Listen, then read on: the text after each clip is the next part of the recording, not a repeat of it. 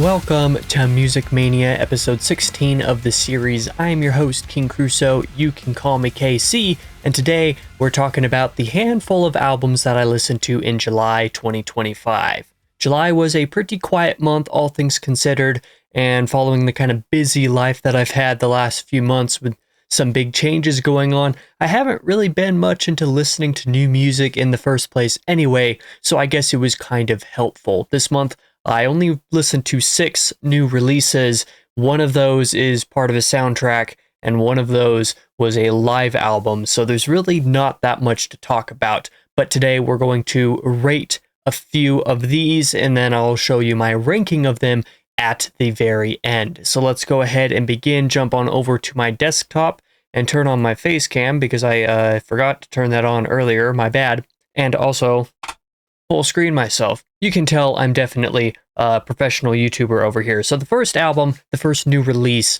of July that I listened to was Bloomsday by Wildflower. This is a project by, or at least formed by, and for this album it was fronted by, like vocals wise, Brendan King. Brendan King is the former drummer of Before I Turn. He was Before I Turn's drummer for forever until recently. So this is his own solo project. He has some other stuff going on with it, but he did primary songwriting and vocals, I believe, on all of this. He might be doing bass on this album. I don't remember off the top of my head. This album is going to be a little bit of an outlier on the list for today because this isn't metal. Most of what I listen to is metal, specifically metalcore or deathcore usually.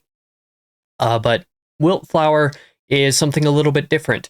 So to me, the way that I would describe Bloomsday, because it's not metal, it's got some other different influences in there. I said to Brendan when I told him about how I felt about it, I said that if you combine 21 Pilots, Owl City, and Blink-182, you actually have a pretty good picture of like 90% of what this album is doing. So if you like any of the type of music in that sort of strange realm and that particular amalgamation sounds cool to you, I definitely recommend Bloomsday, but it's something a little bit different. It's a little bit more unique. It's definitely not anything like I would typically want to listen to. So I'm going to go ahead and honestly, I'm going to give this a 3.5 stars. I enjoyed it a lot for what it was, but it's also not like a new personal favorite or anything. So I'll just say I recommend Bloomsday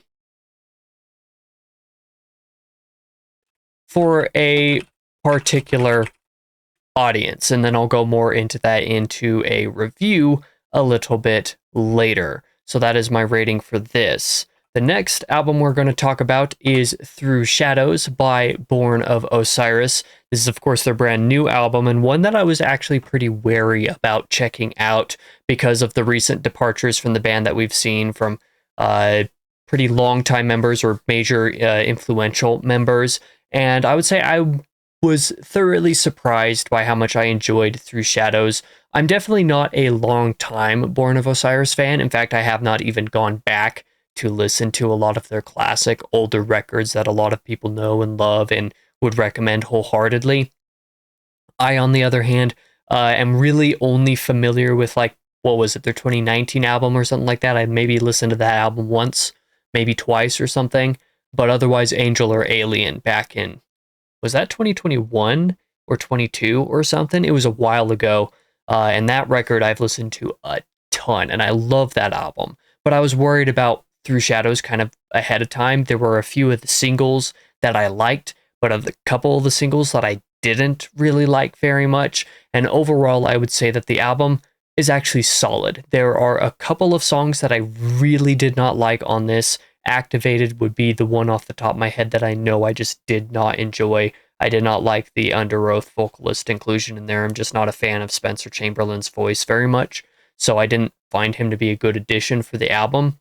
And then I can't remember what it was, but it was like one of these first couple songs was kind of a little bit weird. Like Seppuku was a good introduction, but it was not the best song that they could have chosen for the first song on the album. But for the most part, I enjoyed myself with this one. I'm also going to give Through Shadows a 3.5, and say I also recommend Through Shadows. I had a good time with it.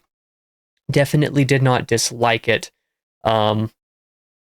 but it also was not my favorite. Like, I think I was surprised by how much I enjoyed it, but I also didn't enjoy it as much as I wanted to. I found that the singles that I didn't enjoy very much, I liked a little bit better on the context of the album, but there were also a couple of the deeper cuts that surprised me a bit too. So I guess that's how I'll close that section. Then we'll talk about the live album that I listened to in July, and that was Beartooth's I Was Alive. And I'm not much of a live album person. I don't listen to live albums very often. In fact, I very rarely do. But some bands I'm willing to do it because it's enjoyable for what it is. And Beartooth, their album The Surface is my favorite of theirs. I think that Disease is probably the best, quote unquote, the one that I appreciate the most, the one that I think I like the best. But The Surface just is so much fun and is so much more enjoyable for me to listen to so much more often that it's arguably my favorite one of their albums. So when they had a live album come out, a longer set list, I was like, you know what, I'll listen to this. And I had a very enjoyable time listening to this. There are a couple songs from Disease and from even The Surface here that I would have really liked to see on the set list here, but it was an enjoyable listen. I'm probably going to watch the actual YouTube production, the live set production of this, as opposed to just the album version, because I want to watch it just because of how much I enjoyed it. When you enjoy an album as much as I love The Surface, you know, it's always just kind of worth listening. So is it kind of like cheating a little bit to rate a live album or rank it along with other new releases? I mean, maybe, but like I said, I'm not much of a live album person, so I'm willing to make the exception every once in a while when I do. So I highly recommend I was, if I could type it right, live. There we go. Take off the date and review, and we'll call that good for this. Next up, I did listen to Slaughter to Prevail's new album. This did take me like a week or something like that to actually circle back around to actually be in the mood to listen to. And this album, it was kind of hit or miss, I would say. I did not particularly like any of these singles when any of them released, but on the context of the album, I would say Russian Grizzly in America, for example, kind of hit for me in the album this time around. But for the most part, I would say the deep cuts are a lot of the better songs. In particular, Babaika and Koshai and Behilit.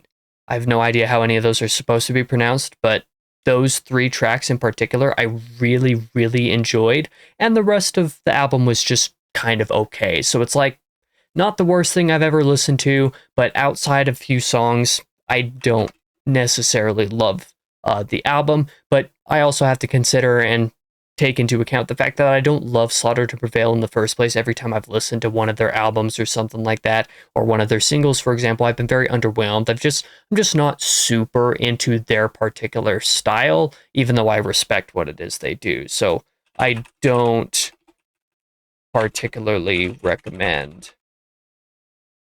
Grizzly. That's how I feel about that one. We'll move over to the soundtrack album that I mentioned. In last month's Music Mania episode, we talked about the regular Clair Obscur Expedition 33 soundtrack album, which is like 8 hours long. It's just amazing. That was my favorite album of Q2 of 2025. So that in and of itself was kind of cheating. I would say that this additional like bonus edition soundtrack, this extra hour and a half of content, you know, a third of which is just the first song, is also really good because the soundtrack for Expedition 33 is great. But the problem with this particular release here is that several of these tracks are like the same as from previous EP releases and stuff that released in the kind of lead up to the release of the game. So it kind of makes sense to, you know, combine some of those, but not all of them were. So it's like kind of a weird amalgamation of some songs that we've heard before and some songs that we haven't. And several of the songs just being kind of themselves amalgamations of multiple other tracks from the soundtrack. The very first song, 33 minutes long in particular, is one where the vast majority of that song is kind of combining together different other songs from the main soundtrack in weird and dynamic and interesting ways, but still is kind of that way. And if you listen to this song and then listen to the last hour of it as well, there are a lot of other songs, even just on this version of the soundtrack, that are like ripped straight from the first song. So it's like, what delineates what is and isn't its own unique track in here? It's a little confusing, and I don't love that about this. It makes this particular edition a little bit more repetitive than I would have liked for it to be. But some of the more original songs, or the more original versions of certain songs, are just so good. And when you have an original soundtrack with the original 8-hour release that is just so perfect, it's hard not to enjoy this to some degree. So I did really enjoy it. It's not the 5-star perfection that pretty much like 99% of the other soundtrack version is. There we go. I had to come up with a slightly more creative title for that one. So let's call that one good there. We'll move over to the last album release that I listened to in July, and that is Psycho Frames' record Salvation Laughs in the Face of a Grieving Mother, which at the time of recording this video, which is one day before the time of the video's release, is a record that, like, the day before I had just tried to listen to it, but I got 8 seconds through the first song and was just like, I'm not in the mood for this. And then I stopped playing it, and that was that. Ended it there. But then I listened to this again today on Sunday, and I turned out really liking it, surprisingly liking it.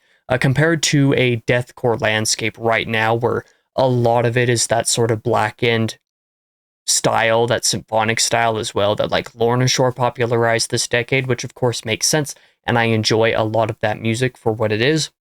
It's also kind of fun to have chuggy deathcore every once in a while, and this is very chug, low tune, aggressive, like beat pounding type of aggression. And that's a particular style of deathcore that I actually have a very hard time enjoying. If you do it right, I really like it, but if you don't do it very well, or if you're not very creative with it, I just don't like it at all. Psycho Frame is an example of where this particular style of deathcore just was done well, and I found myself really enjoying it. You know, the first handful of tracks are like, they're okay, but I was like still kind of warming up and getting into it. Even these couple of ratings that you can see over here, even though I'm pretty sure it's just one person that applied all of these ratings individually, you can kind of see how the first handful of tracks are on average a little bit lower than the back half of the album. And I would actually agree with that assessment. By the time you get to the back half, it's really fun. By the time I got to like this sort of region, and then particularly by the last couple songs, like I just really enjoyed this album. You know, it's not one of my favorites of all time. It's probably not going to be a favorite of the year, but it's one that surprised me quite a bit. This is one that I'm actually probably willing to give 4 stars, because for the style of deathcore that it's going for, I actually really, really liked it. So, Salvation Laughs in the Face of a Grieving Mother, and we will call that good. And that makes all 6 brand new releases that we listened to, or that I listened to, over the course of July. So I'll go ahead and show you the actual ranking that I have for the albums. You'll see here, Grizzly was definitely my least favorite of the albums released, and it was the only one that I would consider myself more mixed on than positive. All the other top 5 I enjoyed a lot more than Grizzly, relatively speaking. Bloomsday, I did not dislike in any way, shape, or form, but it's something a little bit different than what I'm used to, and I'm probably not going to re-listen to it a ton, kind of as a result, because I have to be in a particular mood to listen to things that aren't really kind of my go-to genres at this point. The Clair Obscur bonus album here, I also really enjoyed, but it's not quite as like actively special as the original soundtrack is to me, so I wasn't really willing to put it up there just because it's Expedition 33. But then Born of Osiris and Psycho Frame, I enjoyed both of these. And in fact, there's a degree to which I could argue that Psycho Frame's album I enjoyed more than Born of Osiris. It's definitely more consistent. I'm actually on the fly right now while recording this, going to save and edit the changes to this. Psycho Frame's album is probably my second favorite of the month. Born of Osiris would be the third, but of course the Beartooth Live album was the one that I liked the most. So depending on how you want to count the soundtrack and the live album or whatever, totally fair. I'll let you decide all of that stuff. But that is what I listened to in July 2023. 5. So thank you for checking out this video. That's going to be the end of Music Mania for this month. There's plenty of pretty solid releases. I was just kind of going through my Spotify today and looking at yesterday and today, actually, at the time of recording anyway, where I was going through and looking at some of the pre-saved albums that I have for various artists that I follow coming out in August and September, and the next couple months seem like they're going to have a lot of really solid releases, so I'm looking forward to the next couple episodes of Music Mania where I get to go over all of that, and in right about a month's time, I hope to see you back to check out my favorite releases of August 2025. Let me know what your favorite albums of July were, and if there are any glaring omissions, and I'm sure there are because there are not very many albums I listened to this month. If there are any albums that released in July that you think I missed and would enjoy, shout those out in the comments below. I would appreciate it, especially because July was a slow album month. Thank you once again for watching. For now, I've been your host, King Crusoe. You can call me KC, and I hope to see you guys in the next video.